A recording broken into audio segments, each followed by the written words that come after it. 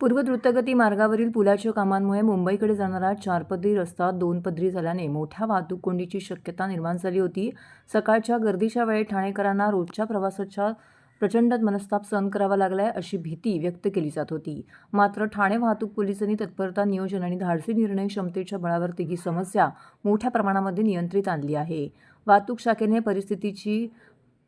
शाखेने परिस्थितीचा बारकाईने अभ्यास करून सकाळी 7 ते 9 या अत्यंत गर्दीच्या वेळेत रिव्हर्स लेन सुरू करण्याचा निर्णय पोलीस आयुक्त आशुतोष डोंबरे, वाहतूक शाखेचे पोलीस उपायुक्त पंकज शिरसाट यांच्या मार्गदर्शनाखाली घेण्यात आला होता. त्यानुसार मुंबईकडून ठाण्याकडे येणारी एक लेन तात्पुरती बंद करून ती ठाण्याहून मुंबईकडे जाणाऱ्या वाहनांसाठी खुली करण्यात आली.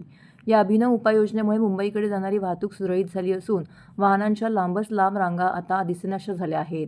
पूर्वी घोडबंदर, कल्याण तसेच शहरातील विविध भागातून येणारी वाहनं द्रुतगती मार्गावर अडकून पडत होती. अनेकांना कामावर पोहोचण्यासाठी अतिरिक्त वेळ द्यावा लागत होता. मात्र वाहतूक पोलिसांच्या अचूक नियोजनामुळे आता वाहन चालकांना दिलासा मिळाला आहे. या प्रयोगाची अंमलबजावणी करताना वाहतूक पोलिसांनी मात्र मोठी कसरत करावी लागत आहे.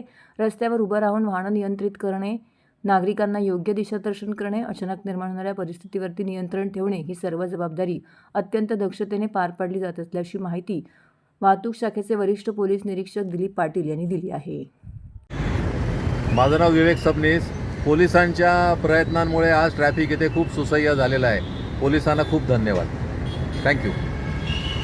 I am Jasna and I travel to BKC every day, and the traffic controllers have done a really great job by starting a lane on the opposite side, which has considerably reduced the traffic and congestion. Thank you.